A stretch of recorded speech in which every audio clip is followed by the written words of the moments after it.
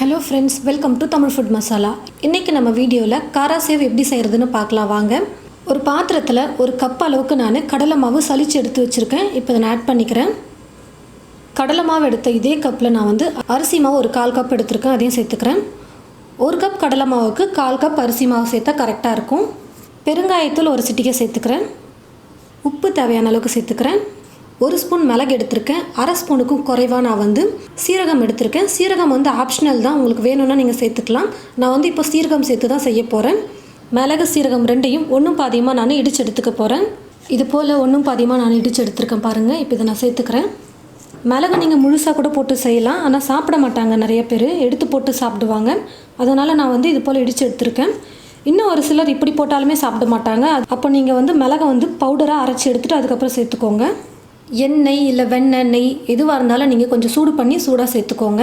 நான் இப்போ நெய் தான் ஆட் பண்ண போகிறேன். நல்லா டேஸ்ட்டாக இருக்கும் நெய் சேர்த்தோம்னா. நெய்யை சூடு பண்ணி எடுத்து வச்சுருக்கேன். ஒரு 2 ஸ்பூன் தான் நான் சேர்க்குறேன், நெய் அதிகமாக சேர்க்கல.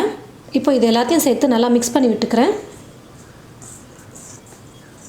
ஒரு சிட்டிகை அளவுக்கு நான் சோடா உப்பு சேர்த்துக்கிறேன். காராசேவ் நல்லா எழும்பி சூப்பராக வரும். அதனால் ஒரு சிட்டிகை அளவுக்கு நான் சோடா உப்பு ஆட் பண்ணியிருக்கேன்.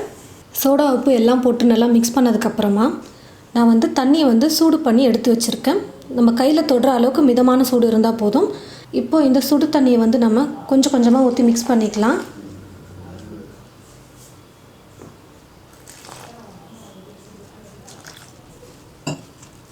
பாருங்கள், நான் கொஞ்சம் கொஞ்சமாக தண்ணி ஊற்றி நல்லா பிசைஞ்சு வச்சுட்டேன். நான் கொஞ்சம் இலக்கமாக தான் பிசைஞ்சிருக்கேன் பாருங்கள். இந்த பக்குவத்துக்கு நம்ம பிசைஞ்சோம்னா கரெக்டாக இருக்கும் நம்ம காராசேவ் பண்ணுறதுக்கு. கடாயில் எண்ணெய் ஊற்றி வச்சுருக்கேன். எண்ணெய் நல்லா சூடேறிட்டுருக்கு. இப்போ நம்ம காராசேவ் இந்த கரண்டியில் தான் நம்ம செய்ய போகிறோம். பூந்தி போடுறதுக்கெல்லாம் வச்சுருப்பாங்க கரண்டி, அதையும் நீங்கள் எடுத்துக்கலாம். அப்படி இல்லைனா நம்ம வீட்டில் யூஸ் பண்ணுற இந்த ஜல்லி கரண்டி கூட நம்ம யூஸ் பண்ணிக்கலாம். கொஞ்சம் ஓட்டை கொஞ்சம் பெருசாக இருக்கிற மாதிரி இருந்தால் நமக்கு வசதியாக இருக்கும். நான் அதை தான் எடுத்திருக்கேன். ஃபஸ்ட்டு இதில் எண்ணெய் நல்லா அப்ளை பண்ணிக்கலாம் 2 பக்கமும். எண்ணெய் நல்லா சூடேறினதுக்கப்புறமா நம்ம மிக்ஸ் பண்ணி வச்சுருக்கிற இந்த மாவை கொஞ்சம் கொஞ்சமாக எடுத்து இந்த கரண்டியில் வச்சு நல்லா நம்ம ப்ரெஸ் பண்ணணும். பாருங்கள், இப்படி நல்லா நம்ம இப்படி ப்ரெஸ் பண்ணிகிட்டே இருந்தோம்னா அது கீழே விழும். காராசேவ் கரெக்டாக சின்ன சின்னதாக எண்ணெயில் விழும்.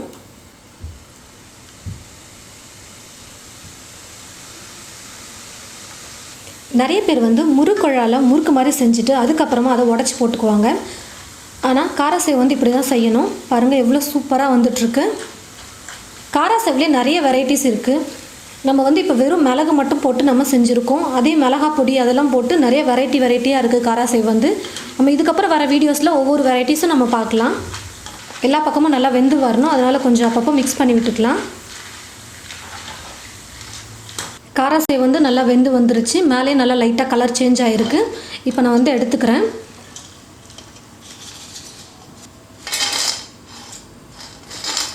பாருங்கள் ஃப்ரெண்ட்ஸ், நம்ம காராசேவ் சூப்பராக ரெடி பண்ணிட்டோம். ரொம்பவே ஈஸியாக செய்யக்கூடிய ஒரு ரெசிபி தான் இது. கரெக்டாக ஒரு 15லேருந்து 20 நிமிஷத்தில் நம்ம செஞ்சிட்டோம் பாருங்கள். அரிசி மாவும் கடலை மாவும் இருந்தால் மட்டும் போதும். காராசேவ் சூப்பராக நம்ம ரெடி பண்ணிடலாம். ரொம்பவே கிறிஸ்பியாக சூப்பராக வந்திருக்கு.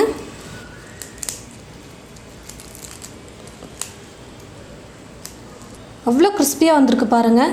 இதுக்காக நம்ம இனி கடையிலலாம் போய் வாங்கிட்டு வரணும்னு இல்லை. நம்மளே வீட்டில் ஒரு 15லேருந்து 20 நிமிஷத்துக்குள்ளே காராசேவ் ரெடி பண்ணிடலாம்.